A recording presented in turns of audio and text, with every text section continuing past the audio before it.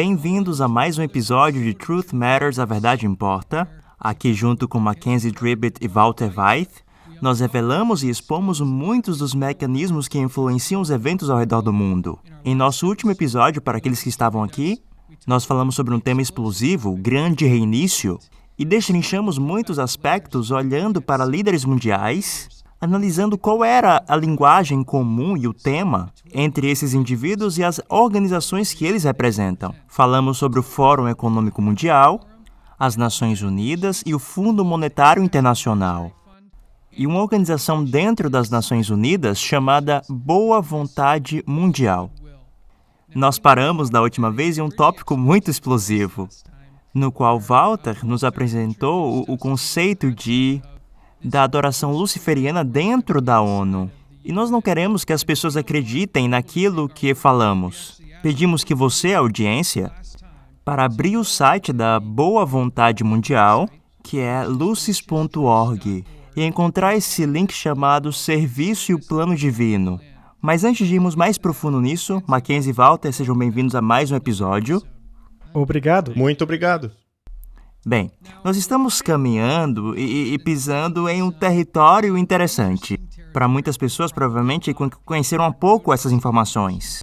Mas vamos reformular para eles que conclusões já obtivemos em relação à natureza espiritual das Nações Unidas. Walter, poderia nos ajudar a entender a mentalidade espiritual das Nações Unidas e alguns dos componentes espirituais que você percebeu na sua pesquisa dessa organização?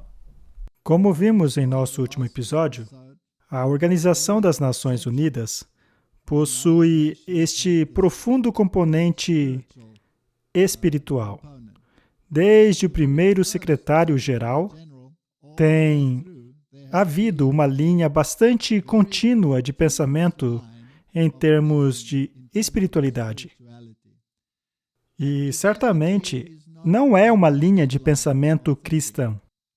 Ao olharmos para o secularismo que vem das Nações Unidas, ao olharmos para a sala de oração que existe lá, até mesmo aqueles que supostamente são de natureza unicamente secular, estão profundamente enraizados em relacionamentos secretos com sociedades secretas.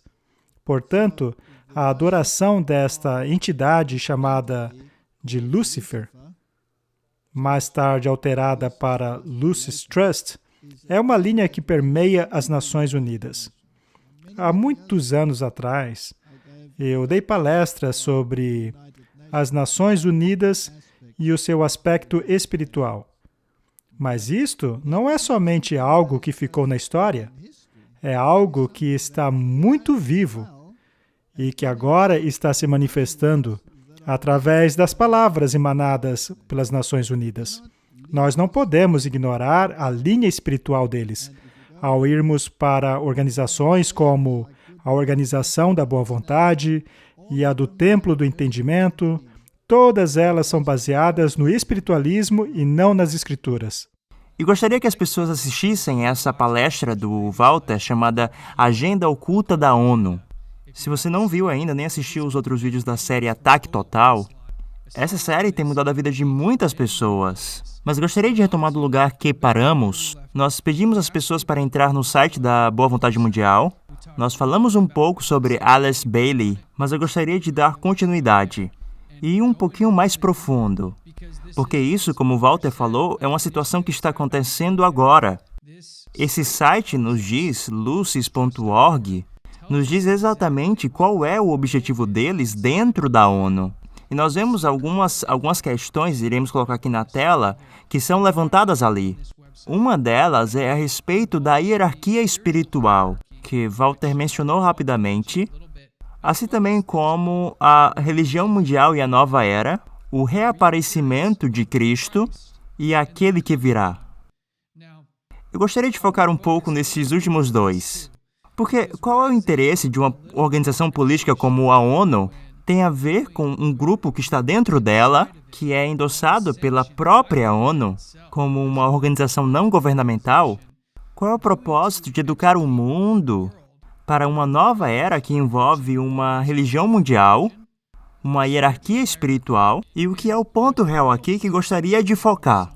Esse reaparecimento ou a vinda de Cristo. Bem, haverá muitas pessoas que escutarão isso e vai falar, isso deve ser Cristo, Jesus Cristo. Mas Walter, em sua pesquisa do oculto e toda a sua história de pesquisar sobre esse tópico, quando eles usam o mesmo nome, estão eles se referindo à mesma figura? É claro que não. Há uma enorme diferença entre o verdadeiro Jesus Cristo e o que eles chamam de o Cristo. De acordo com o pensamento deles, Jesus Cristo foi ofuscado pelo que eles chamam de o Cristo. Então, não era realmente Jesus Cristo que estava fazendo todas aquelas coisas neste mundo, nos tempos em que ele esteve por aqui. Na verdade, foi o Cristo, uma entidade superior. Então, basicamente, Jesus foi apenas uma marionete nas mãos de um mestre superior.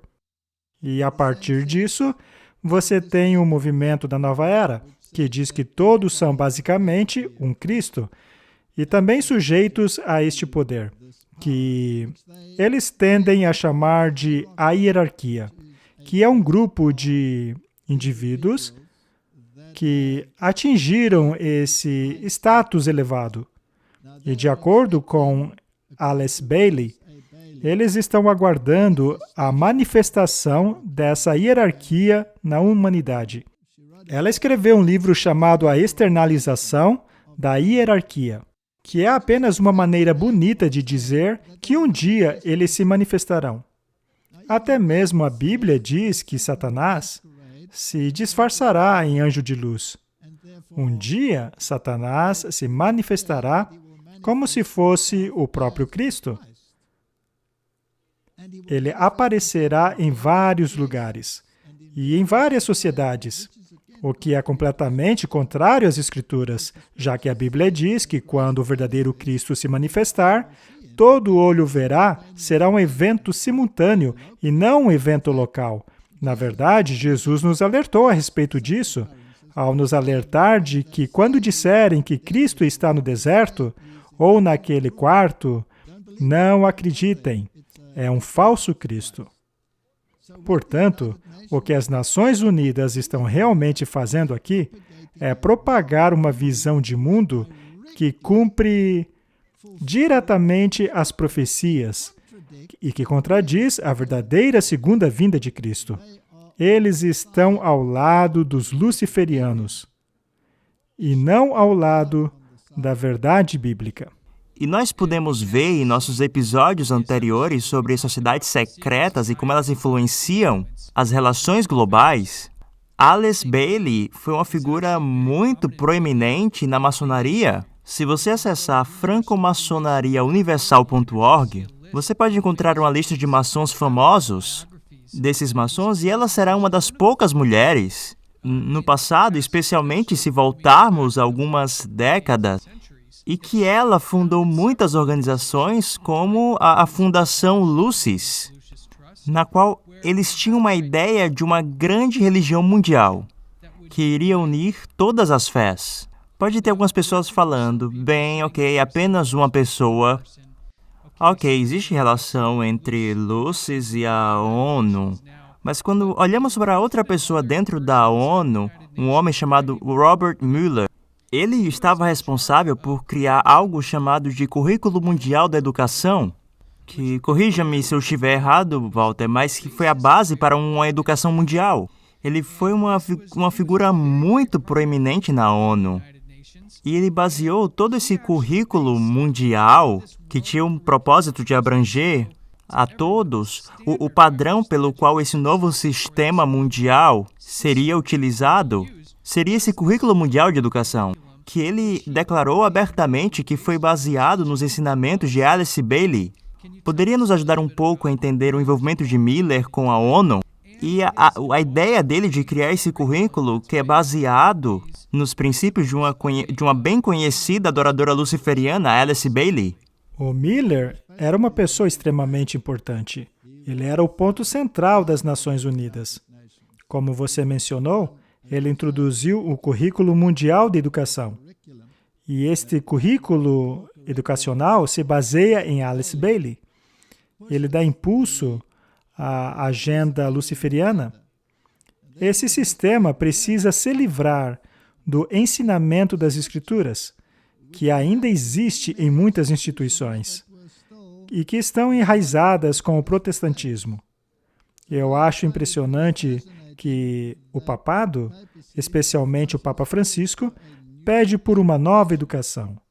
E essa nova educação pedida por ele nada mais é do que o currículo educacional mundial maquiado com influência protestante. E é por isso que, recentemente, o presidente Macron, que é amigo do Papa Francisco, deixou bastante claro que a religião e o estudo da Bíblia será completamente removido do currículo.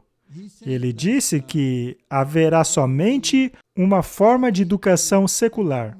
Acontece que uma coisa dessa não existe. Uma vez que se remove a verdade, está se abrindo as portas para o engano. Se você remove uma forma de espiritualidade, isso irá automaticamente dar lugar a uma outra espiritualidade. Essa é a velha estratégia jesuíta de ensino contra ensino, que foi implementado para destruir a influência do protestantismo e que está sendo implantada em uma escala global. Bem, uma história incrível, mas não acaba apenas na história. Mas isso tem relações em comum com as pessoas comuns de hoje, com essa organização dentro da ONU, a própria ONU e a Fundação Lucis. Mackenzie, nos ajude a ter um pouco da noção o que podemos ver dessas pessoas proeminentes dentro dessa crise de saúde pública. Bill Gates e a Fundação Bill e Melinda Gates, e como eles se relacionam com algumas dessas organizações que falamos aqui. Isso é de fato muito interessante. Temos visto muito o Bill Gates na mídia. Ele está incentivando a vacina. Ele já mencionou muitas vezes isso.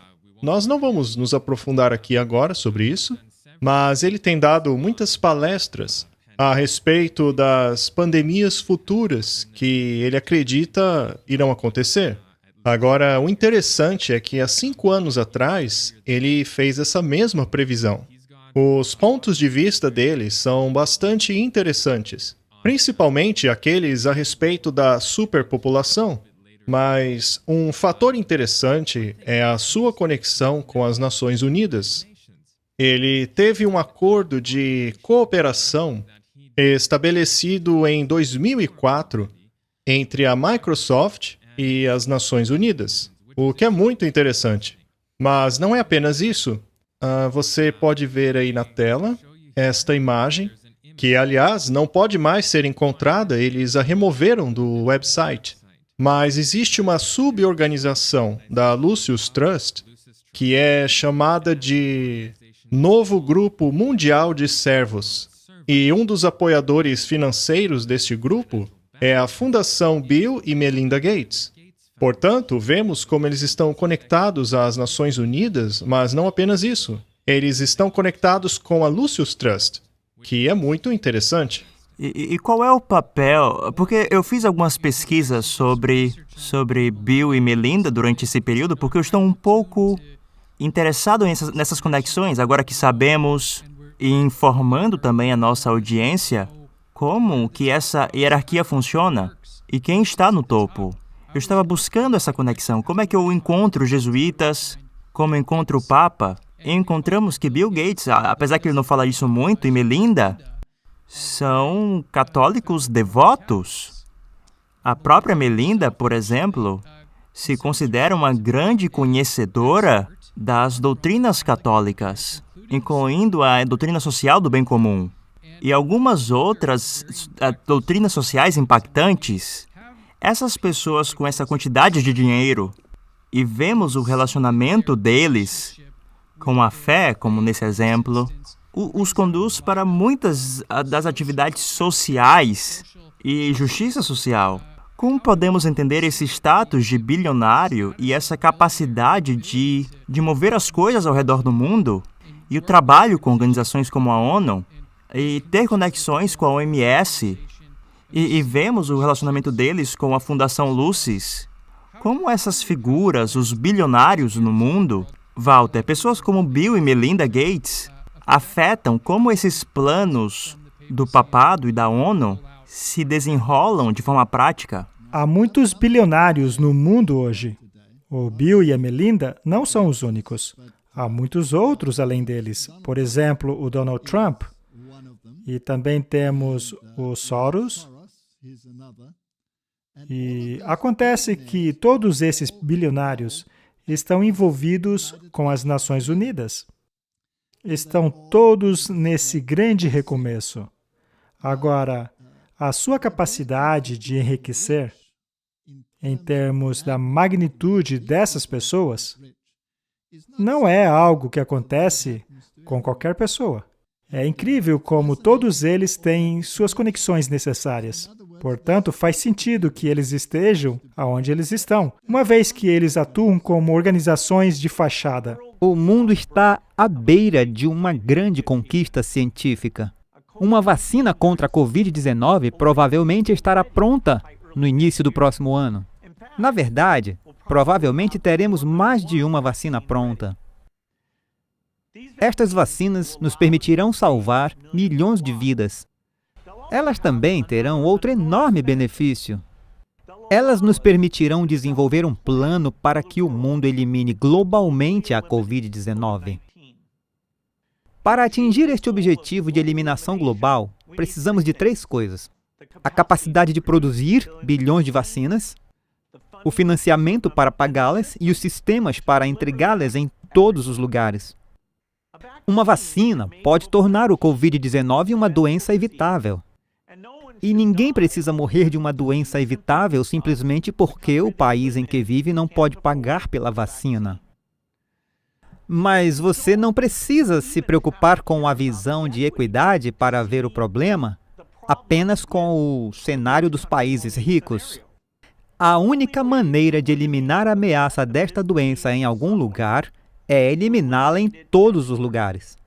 A solução não é envergonhar os países ricos que estão fazendo a coisa natural por querer proteger seu povo. A solução é aumentar amplamente a capacidade de fabricação para que possamos abranger a todos o mais rápido possível. Tem sido incrível ver essas empresas privadas concordando em expandir a capacidade de fabricação dos medicamentos usando as fábricas umas das outras. Temos uma série de acordos como este, mas é preciso ainda mais, especialmente para a vacina. É por isso que hoje estou entusiasmado em anunciar um novo acordo conjunto assinado esta manhã por 16 empresas farmacêuticas e a Fundação Gates. Neste acordo, as empresas se comprometem, entre outras coisas, a aumentar a produção em uma velocidade sem precedentes e assegurar que as vacinas aprovadas cheguem a uma ampla distribuição o mais cedo possível. Eles não são apenas pessoas interessadas na filantropia e no bem-estar da humanidade. Essas pessoas estão relacionadas no mais alto nível por meio das sociedades das quais elas fazem parte, e a riqueza que aparentemente está em suas mãos, na minha humilde opinião, não pertence a eles. Essa riqueza é colocada nas mãos desses indivíduos, para que assim elas possam atuar como organizações de fachada e servirem como escudo. Veja o Bill Gates, por exemplo. Ele não está levando um monte de críticas por causa das vacinas? O mundo protestante não está fazendo muitos ataques a ele, relacionando a marca da besta? E, aliás, a distorção que eles fazem da marca da besta não é uma doutrina protestante. Isso é a ação dos jesuítas. Mas o Bill Gates é apenas um para-raio. Enquanto ele está aí na mídia levando todas as pancadas, o verdadeiro mestre das marionetes está controlando tudo. O plano deles é inculcar na mente das pessoas um falso anticristo, uma falsa marca da besta, relacionando a um indivíduo extremamente rico, tornando assim essa disparidade entre rico e pobre ainda mais relevante. E apresentam essas pessoas como filantropos, como pessoas que querem o bem da humanidade, quando, na verdade, as evidências mostram que eles têm uma agenda totalmente diferente. Portanto, esses bilionários não são em si o poder. Esses bilionários que hoje financiam as Nações Unidas, uma vez que nações rebeldes como os Estados Unidos, sob o governo de Trump, retirou o seu suposto financiamento das Nações Unidas, esses bilionários, então, estariam fazendo esse papel. Mas isso é parte do plano, é apenas uma estratégia de para-raio, para desviar o raio do verdadeiro mestre das marionetes. E você disse muito bem, todos eles estão conectados a Roma, já que todos eles frequentam reuniões sediadas em Roma para discutir essas questões. Isso não é coincidência. Se visitarmos o site da Fundação Bill e Melinda Gates, veremos que o seu chefe executivo, Mark Sussman, eu vou ler direto da página. Diz assim: Mark se juntou às Nações Unidas quando fazia parte dos esforços para a implementação dos Objetivos de Desenvolvimento do Milênio, sob a então liderança do secretário-geral Kofi Annan. Ele ocupou diversos cargos nas Nações Unidas durante seu mandato de 6 anos, o que inclui conselheiro sênior para Política e Comunicações Estratégicas no escritório do secretário-geral e diretor de políticas no escritório do administrador do Programa de Desenvolvimento das Nações Unidas. Portanto, até mesmo as pessoas dentro da organização Bill e Melinda Gates vieram das Nações Unidas. Bem, os laços são facilmente encontrados. Nós não estamos especulando, não estamos fazendo conjecturas. Estamos tentando oferecer uma linha coerente de informação para você entender como esses componentes se encaixam. Mas existe ainda um componente que não levantamos, mas gostaria de falar agora. Nós olhamos para o componente espiritual, olhamos para o componente financeiro, olhamos também para o componente político ou civil, mas tem um grupo que talvez não seja muito conhecido e gostaria de levantar um pouco da atenção sobre eles, que engloba o componente social desse sistema. E essa é uma organização chamada o Clube de Roma. E tem algo bem interessante por trás desses think tanks, esses grupos de pesquisa. Você tem grupos desse tipo em todo o mundo, e esse é um dos mais antigos, e o mais consolidado e o mais prestigiado. Mackenzie, nos ajude a entender um pouquinho do Clube de Roma e como se relaciona com as coisas que estamos falando aqui. O Clube de Roma é um grupo de pessoas muito interessante. Apenas ao lermos diretamente de sua página, ali na seção Sobre Nós, vemos que o clube é constituído de muitos líderes de Estado, cientistas respeitados. É uma organização muito grande que começou em Roma, e por isso é chamada de Clube de Roma. E, basicamente, a sua linha de pensamento visa os resultados sociais, ou o aspecto social do mundo. Então, o que temos aqui? Temos o pessoal do dinheiro, que são os Bilderbergs. Temos o Clube de Roma, que são os caras que lidam com a parte social do mundo. E existem declarações muito interessantes de um livro que tenho aqui mesmo, em minhas mãos. Ele é chamado de 2052. Como nós temos o livro em mãos, nós vamos citar dele. Há muitas informações interessantes, mas ao mesmo tempo assustadoras dentro deste livro. Mas este não é o único livro do autor. Também temos esse, Os Limites do Crescimento. E antes de lermos algumas citações destes livros, eu gostaria de mostrar um vídeo que faz referência a este grupo e do seu, podemos chamar de estudo, chamado Os Limites do Crescimento.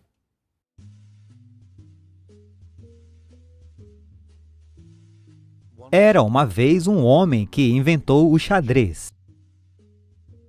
O rei ficou tão satisfeito que ofereceu uma recompensa ao homem.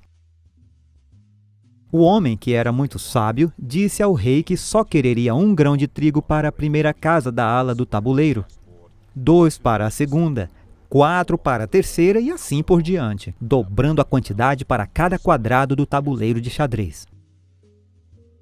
O rei disse sim, E no final do jogo ele teve que desistir, pois não tinha mais grãos de trigo para pagar sua dívida. Essa é a natureza do crescimento exponencial. E nosso tabuleiro de xadrez é o planeta Terra.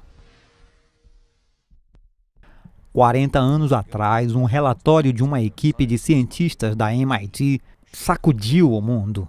Eles projetaram e executaram o primeiro modelo global de computador, sugerindo que a humanidade deveria adaptar-se às limitações físicas do planeta Terra para evitar o colapso.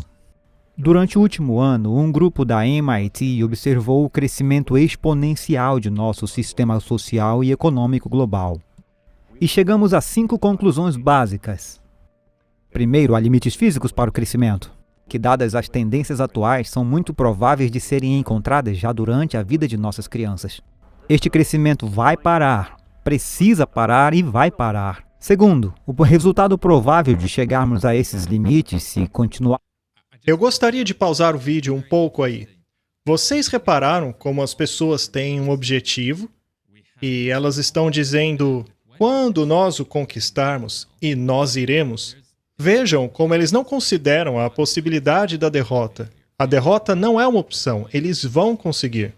Eles dizem aqui, o crescimento do mundo precisa parar e ele vai parar. O resultado provável de chegarmos a esses limites, se continuarmos a ignorá-los, é que vamos ultrapassá-los e entrar em colapso.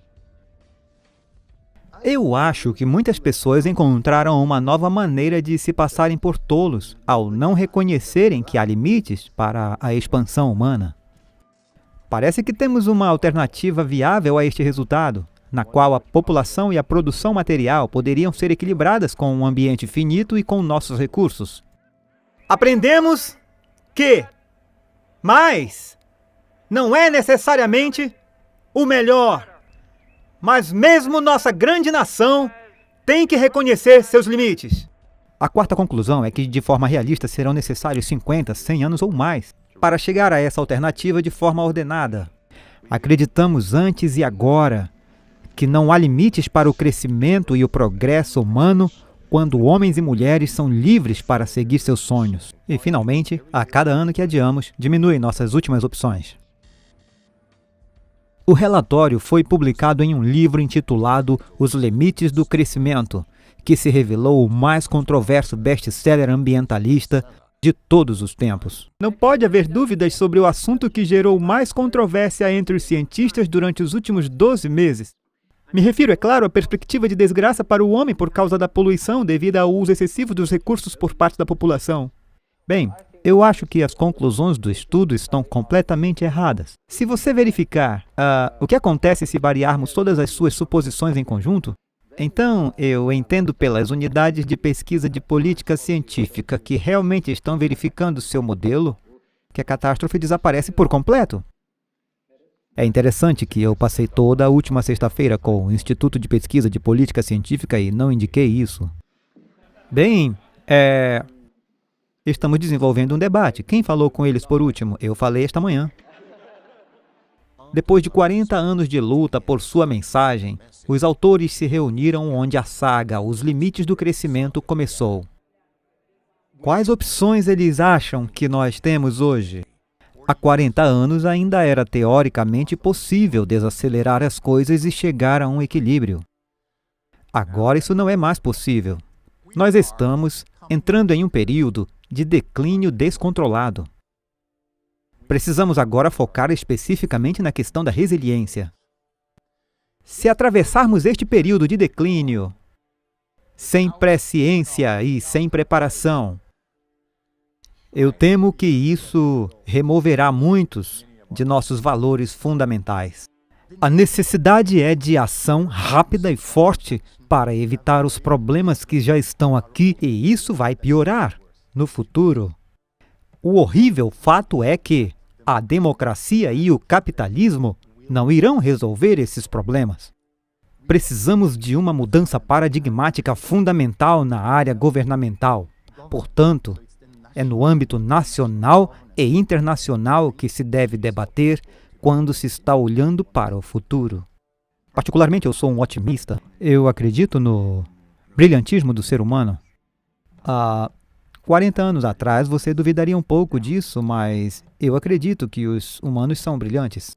Eu não me considero melhor que qualquer outro ser humano, mas eu tenho vivido por 20 anos nesse modelo global e eu posso ver e instintivamente entendo o resultado global das ações pessoais que eu tomo. E eu sei o tipo de mundo que eu quero viver. Eu não quero viver em um mundo destruído, eu não quero viver em um mundo, como Jürgen disse, que está ficando cada vez mais cinza e que custa cada vez mais caro para manter até mesmo um padrão de vida decente. Eu quero viver em um mundo sustentável, onde não exista pobreza, fome, falta de recursos naturais na Terra. De acordo com os autores de Limites do Crescimento, a crise ambiental e econômica que estamos atravessando são parte da mesma crise global.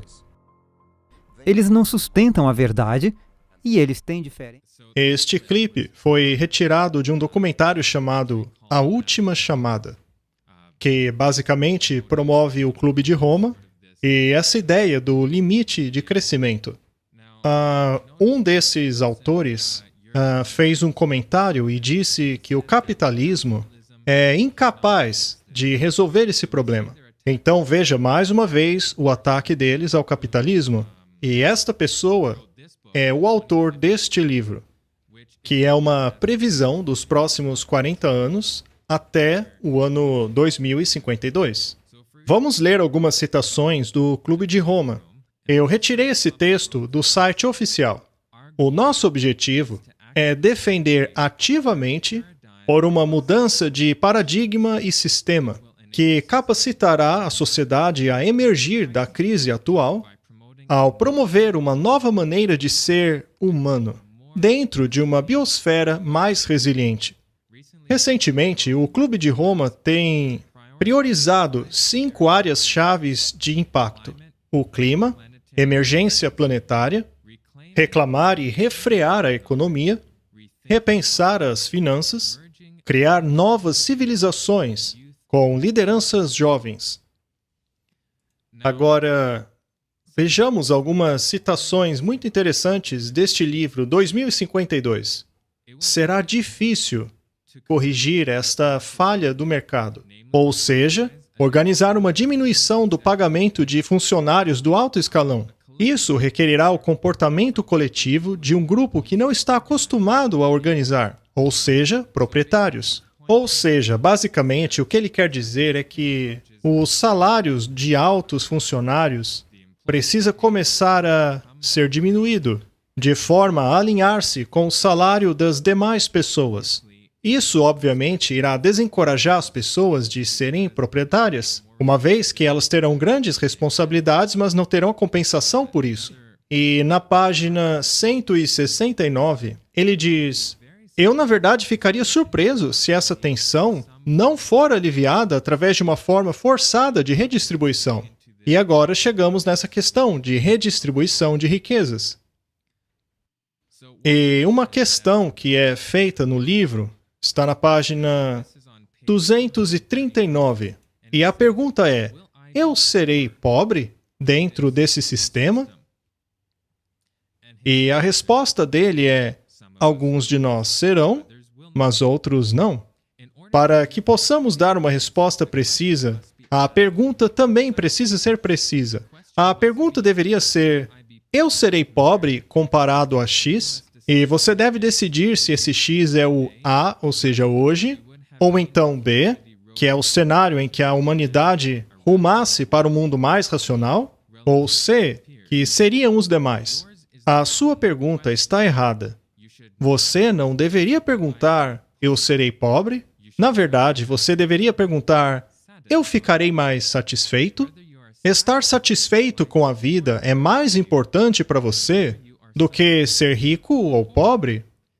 É a soma total de todos os aspectos da vida que determina o seu bem-estar, tanto agora como no futuro.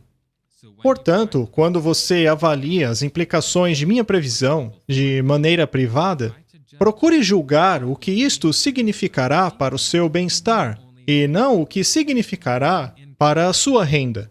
Muito bem, Walter. O que você tem a dizer a respeito dessas coisas?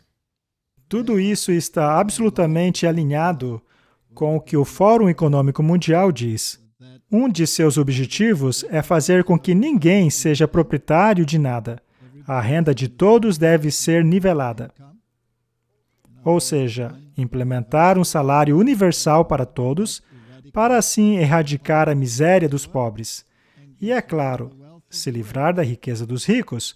Este é um dos objetivos deles. Como você vê, eles não estão apenas interessados na redistribuição das riquezas, eles também focam no meio ambiente. E ao fazermos algumas pesquisas sobre a questão do meio ambiente, vemos que até mesmo a Greta Thunberg, que faz parte da estratégia da juventude mencionada por eles, através de seus pares, está conectada ao Clube de Roma. Todos eles, portanto, estão relacionados e, como temos visto, tem havido muitos apertos de mão entre Greta Thunberg e o Papa Francisco.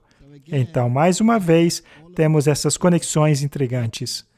Tudo isso faz parte do plano maior, que eles estão tão interessados em implementar. Eles estão utilizando uma estratégia bastante típica, na qual se tem, digamos, uma classe bastante produtiva, que então atinge um crescimento exponencial e que mais tarde acaba sofrendo um enorme colapso.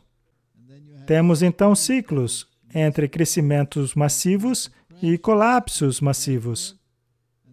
Eles estão aplicando esta estratégia no mundo e, ao mesmo tempo, dizendo que a humanidade precisa de um equilíbrio. E a única maneira de atingir esse equilíbrio é, em primeiro lugar, controlar a natalidade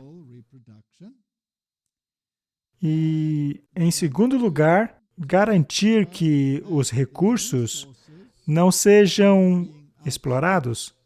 É por isso que ouvimos tanto a palavra sustentável em seus discursos.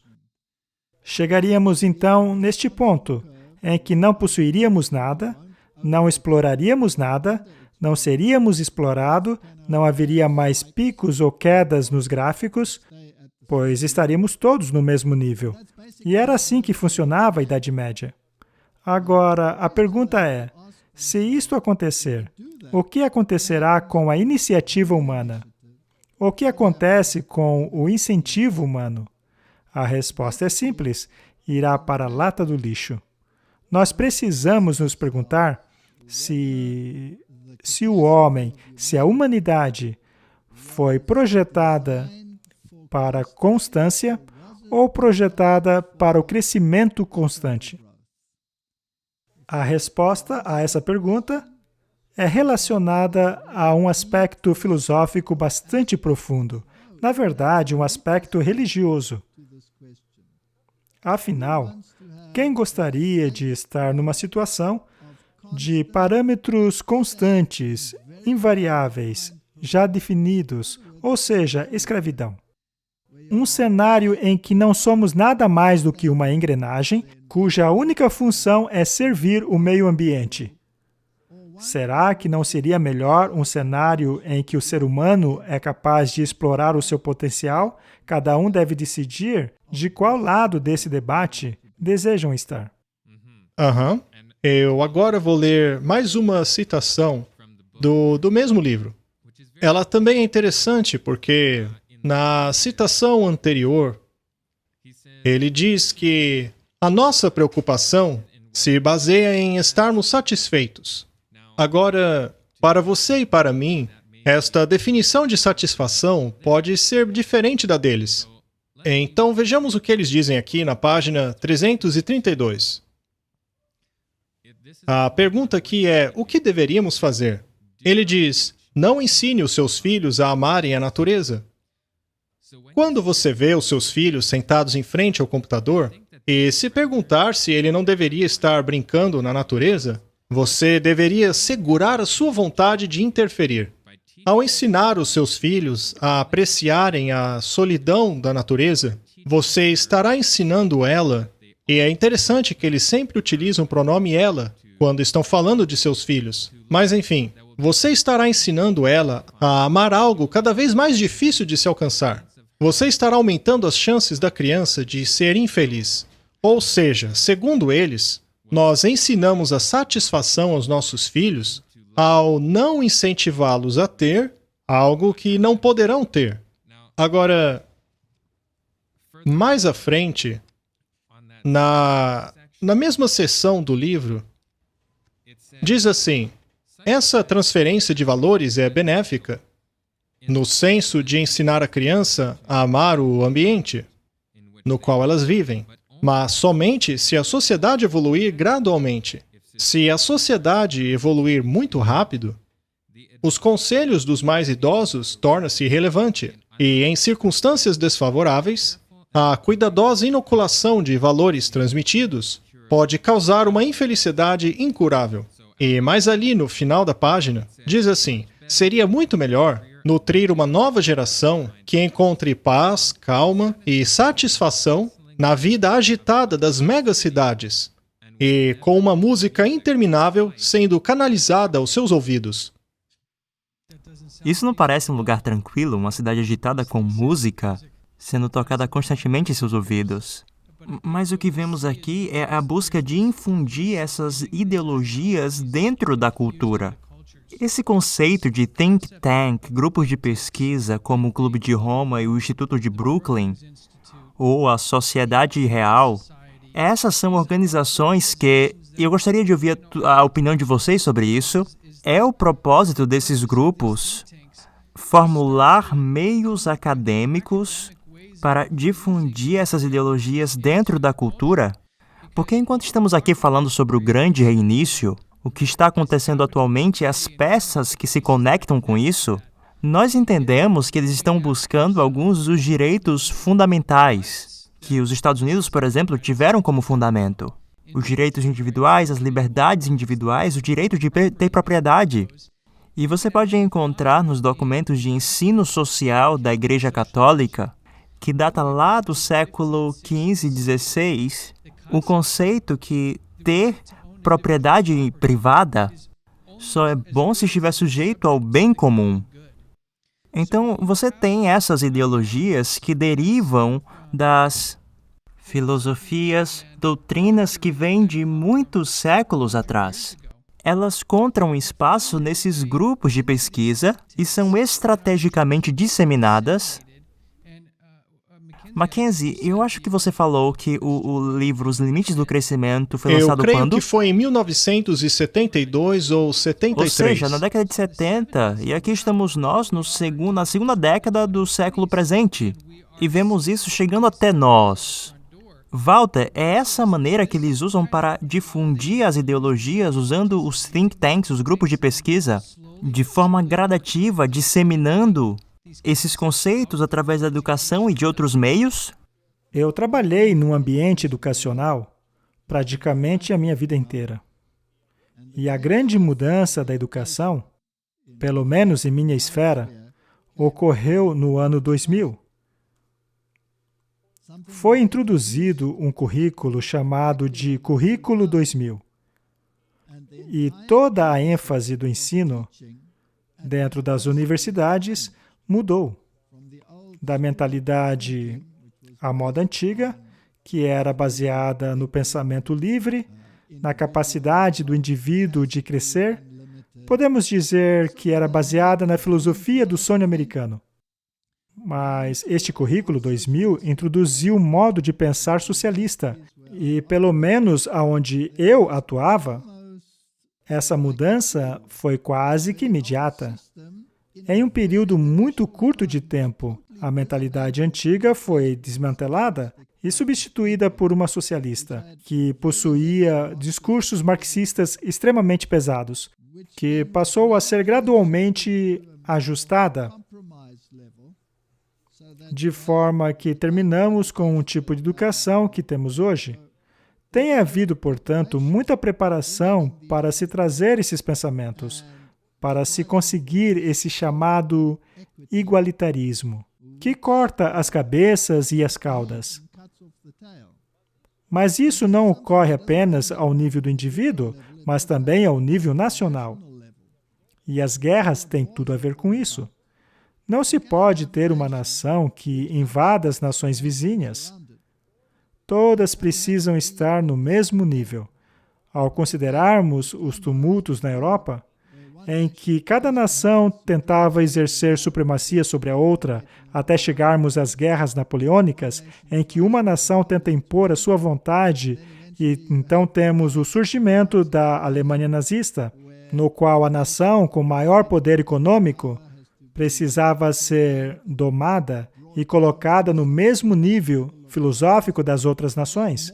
Isso resultou mais tarde na União da Europa, em que todos têm uma mesma voz. Mas alguns precisam financiar essa voz mais do que outros. Estes, então, têm que ser explorados, para que haja igualdade no nível deles. Isso, então, ocorre no nível nacional, só que hoje estão fazendo a mesma coisa em um nível individual. Haverá muitas pessoas que se sentirão cerceadas, se sentirão oprimidas, e, ao mesmo tempo, haverá milhões e milhões de pessoas, ou seja, os pobres, que se sentirão elevados. E a lei das massas implementará esse sistema, já que os números favorecerão o sistema. Isso é um conceito tão interessante, pois, se isso for verdade, podemos ver as coisas que estão sendo ditas agora e ver como elas se desenvolverão no futuro nesse livro 2052. Ele nos dá um mapa em direção a menos e menos daquilo que aqueles que vivem nas nações chamadas ricas estão acostumados. Um certo padrão de vida que será demonizado e parte por parte desmontado. E talvez algumas pessoas estejam pensando, bem, isso é tudo muito teórico e não muito prático. Mas, na verdade, existe um documento chamado Declaração de Vancouver sobre os Assentamentos Humanos, que traz tudo isso à vista e torna tudo uma aplicação mais prática, mais do que uma posição ideológica de um grupo de pesquisa. Mackenzie, você trouxe o documento. O que esse documento, chamado de Declaração de Vancouver sobre Assentamentos Humanos, fala em relação a algo tão fundamental como o direito à propriedade privada? Muito bem. Se nós voltarmos um pouco em nossa conversa,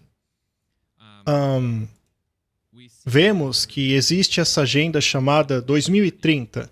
Nós mencionamos ela no episódio anterior.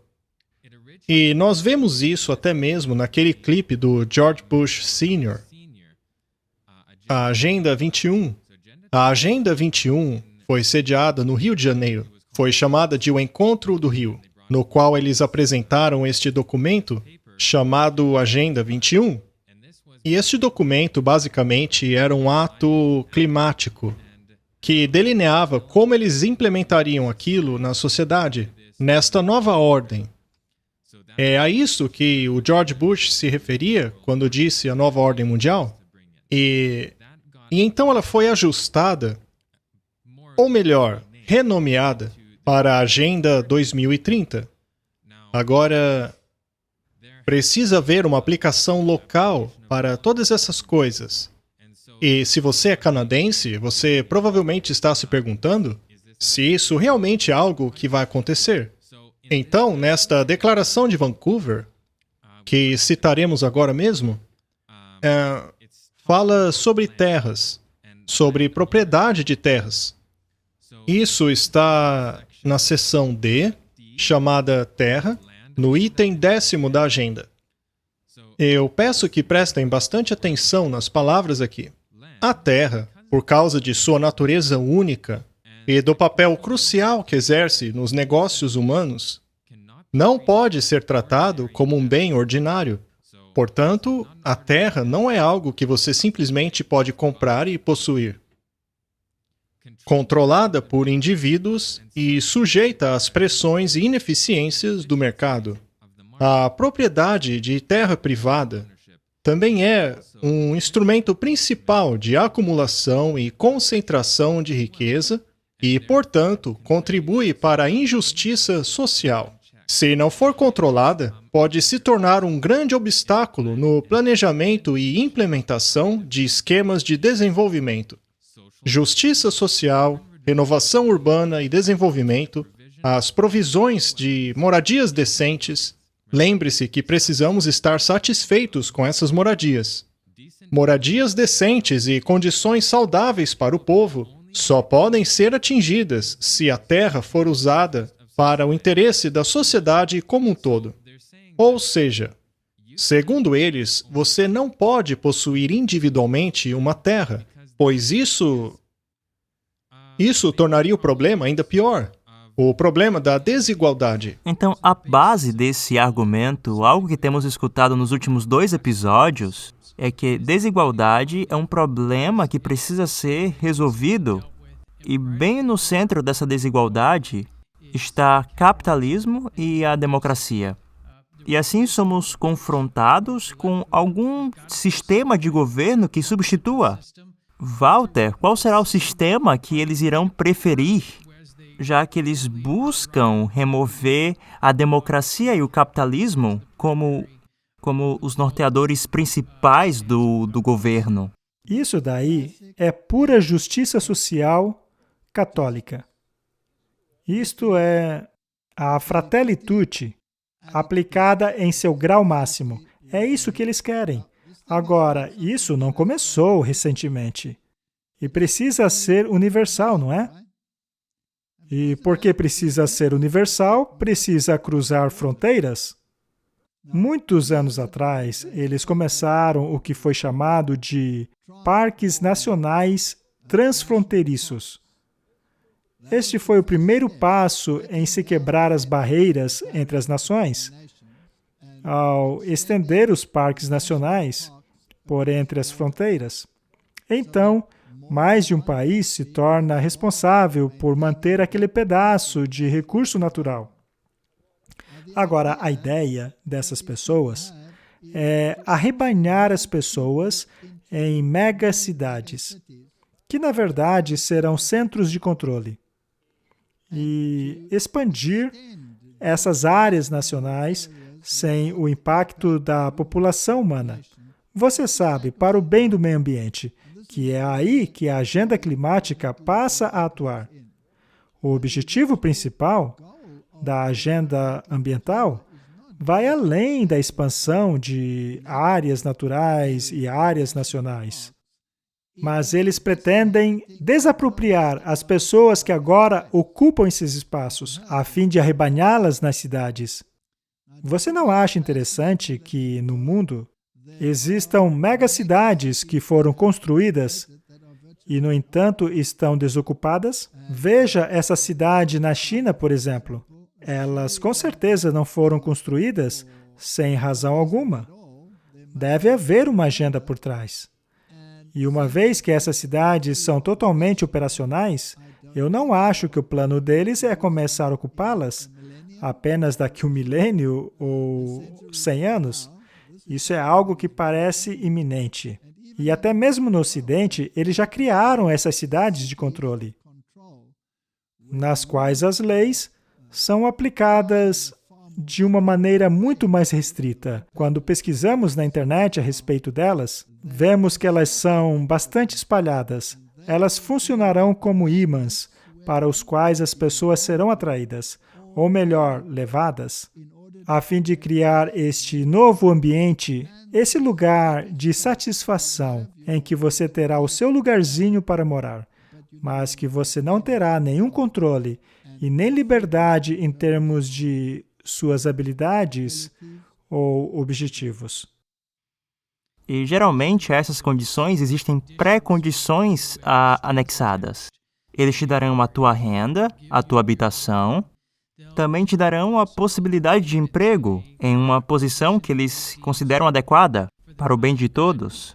Mas o que acontece quando o indivíduo continua com a liberdade de consciência, a habilidade de pensar por conta própria, de escolher?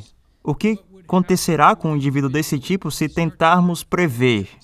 Olhando mais adiante um pouco, vemos a eliminação de muitos dessas propriedade privada, as liberdades civis e a substituição desses direitos básicos pela noção de bem comum. E o que vai acontecer com o indivíduo que se levantar contra isso, contra a estrutura do bem comum da comunidade? Ele deverá ir para o campo de reeducação, que alguns preferem chamar de campo de concentração. E sempre que falamos desses assuntos, as pessoas gritam: conspiração, conspiração. Mas dê uma olhada para ver quantos desses campos já foram construídos por causa do Covid-19. Essas instituições já existem há um bom tempo. Tem havido uma preparação por trás da cortina em relação a essas coisas que não tem precedentes na história humana. Todos os continentes possuem esses campos. E eles não foram construídos apenas para ser, digamos, monumentos. Eles foram construídos para serem usados. E já estão conversando sobre isso em termos da vacina e que as pessoas precisam ser realocadas para esses lugares. Isso no caso delas não cooperarem de acordo com as leis que foram criadas. Mas não há um melhor exemplo disso, sem precisar conspiração, mas ver o que está acontecendo nos 2 últimos anos na China continental para a população muçulmana dos uigures. Esse grupo de pessoas, Walter, tem sido colocado naquilo que você descreveu, campos de reeducação. Pessoas foram colocadas com toda a família. Normalmente os homens são retirados da família. E uma pessoa escolhida pelo Estado ficará com a esposa do homem que está preso, para ter certeza que ela está sendo reeducada nesse período, enquanto o marido está em um campo de trabalho forçado. Eles também têm um sistema de crédito social que determinará a liberdade do indivíduo de se movimentar dentro da cultura. Isso tudo parece uma distopia, mas já está em funcionamento em uma das maiores e mais populosas economias do mundo. E alguns argumentam que o principal líder emergente em muitas áreas relacionadas ao status global, incluindo o estabelecimento de pactos com outros países, tirando os Estados Unidos como Rússia, Índia e outras nações individuais, para suplantar, na tentativa de suplantar os Estados Unidos como um poder global. Eu acho que não seria muito inteligente para pessoas considerarem essas coisas como impossíveis, quando temos exemplos reais dessas coisas que estão acontecendo agora no mundo. Mas alguns poderão dizer, bem, isso acontece na China, nunca vai se expandir para o resto do mundo, como as nações do primeiro mundo, Inglaterra, Estados Unidos, Canadá, França, Alemanha. Mas eu diria, veja, o que a Covid fez. Levou muitas dessas táticas que estão sendo usadas na China, tudo, desde o uso das máscaras, a restrição de locomoção, até o monitoramento das comunicações e das locomoções.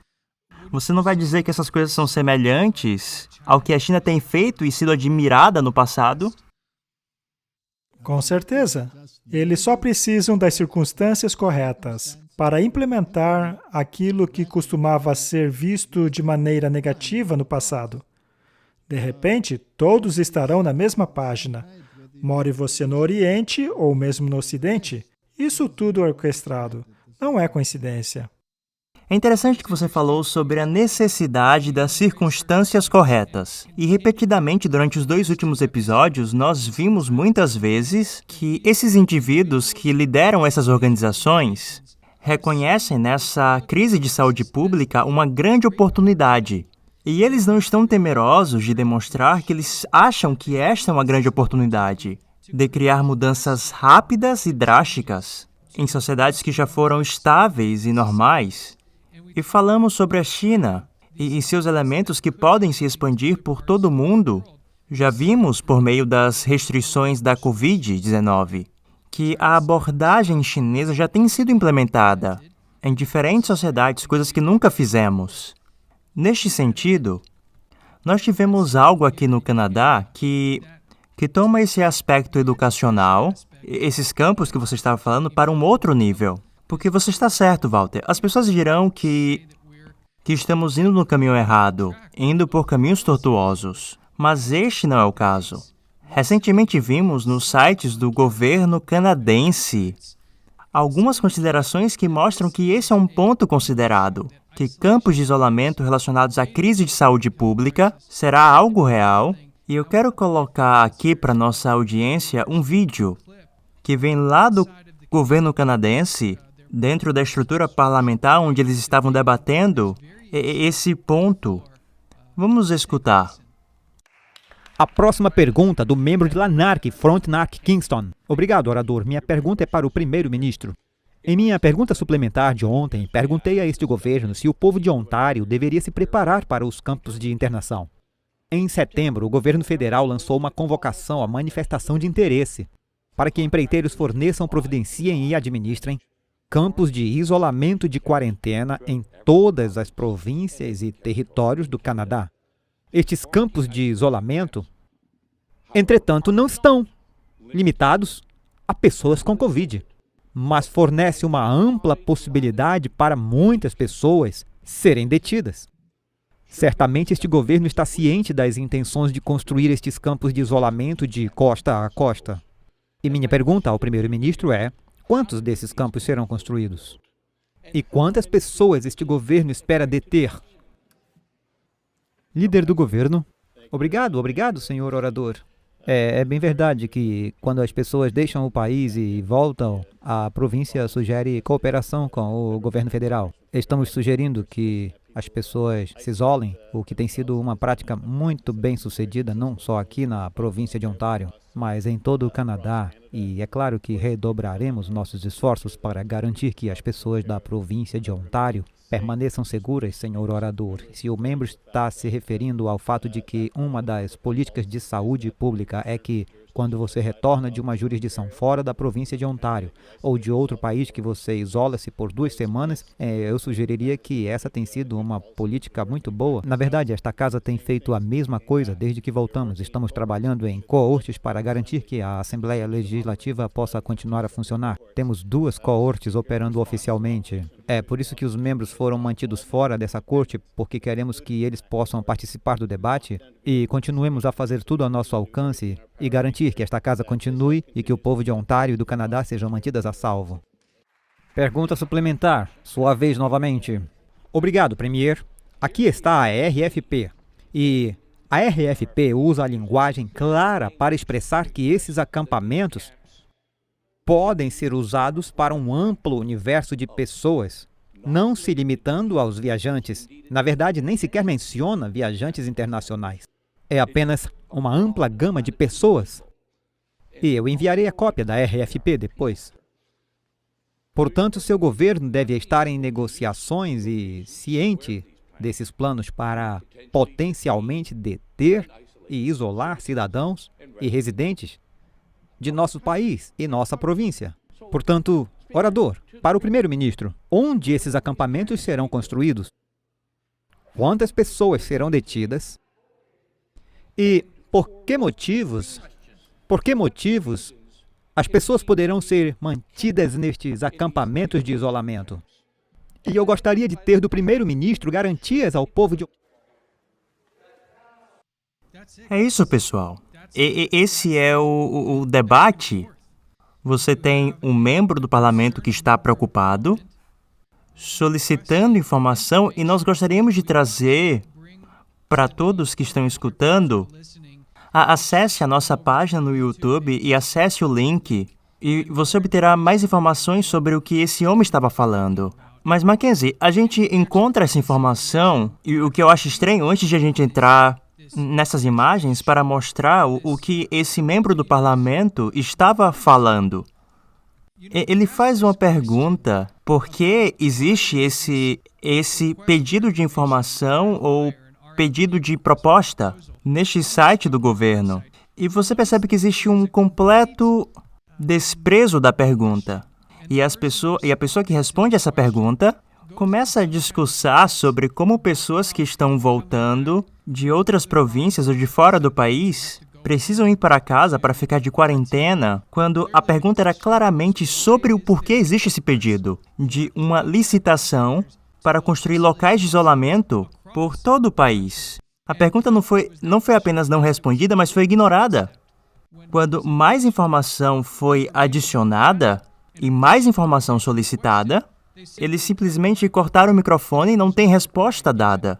Vamos dar uma olhada no que você encontrou quando você pesquisou a respeito disso. Isso é muito interessante porque tudo o que você precisa fazer é acessar o site Compre e Venda do Canadá. É um site do governo. E isso aqui é sobre locais de isolamento. Agora, o interessante é que eles tiraram isso aqui do ar. Foi retirado do site. Mas nós temos aqui alguns prints de tela e poderemos ver mais alguns detalhes. Então, em alguns dos detalhes aqui, se lermos aqui, bem no meio, o governo do Canadá está cogitando fazer uso de um serviço terceirizado para os locais de confinamento federais, que serão utilizados para abrigar e cuidar de pessoas no âmbito da saúde, assim como outras demandas do governo associadas à resposta ao Covid-19. O governo está aguardando um posicionamento dos serviços terceirizados e estudar as opções no que tange à operação dos serviços associados a estes locais. O propósito deste requerimento por informações é obter um feedback de provedores de serviço em potencial, para assim desenvolver uma estratégia para a futura administração desses locais. Então, neste texto, vemos claramente que esses locais não se reservam apenas para tratar de pessoas com Covid, mas também poderia ser usado para outros propósitos. Isso, portanto, é bastante real e não vamos ler tudo agora, mas fica claro que é algo real. Estava lá no site do governo do Canadá. Portanto, isto não pode ser rechaçado como conjectura ou algo que foi simplesmente inventado, mas é algo que consta nos documentos. E a linguagem que me preocupa, eu gostaria do teu comentário, Walter, como alguém que já viu muitos documentos vindos de lugares diferentes, inclusive de dentro do governo. Quando nós vemos essas medidas abrangentes em uma linguagem muito ampla, eu já trabalhei com contratos por muito tempo e eu percebo quando eu vejo para a saúde pública e para outros requerimentos federais relacionados. Isso pode incluir qualquer coisa que o governo queira requerir, como uma resposta à pandemia do Covid-19. Pode ser considerada como legítima para o uso desses campos de isolamento. Estou olhando de forma correta? Reeducação. É disso que se trata. Ou você se adequa a essa nova realidade, esse novo recomeço criado por eles, a essa nova realidade, ou você é isolado. Eles utilizarão incentivos, muitas pessoas terão suas dívidas perdoadas, caso se conformem a essa nova diretriz. Elas não serão donas de nada, mas pelo menos serão felizes, não é? Elas vão se conformar.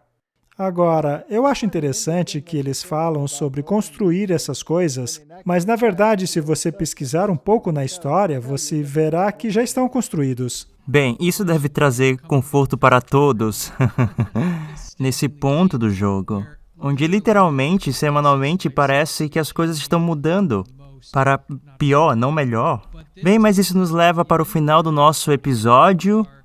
Esperamos que você que está assistindo, nos escutando, tenha tido a oportunidade de aprender algo referente ao grande reinício, tenham tido a chance de compreender quem está por trás disso e por quê, de ver o componente espiritual, que é muito real, que está operando por trás de tudo e está presente nessas organizações. E compreender os mecanismos sociais que estão conectados com o que está acontecendo e por que esse grande reinício pode ser algo relacionado com cada um de nós individualmente. Como sempre fazemos isso para informar e educar, não para promover o pânico ou o medo.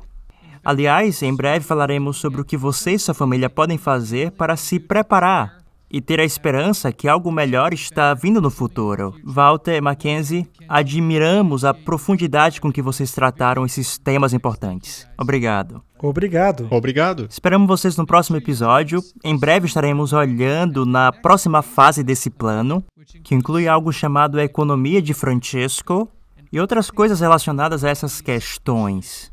Obrigado por estar conosco. Até mais.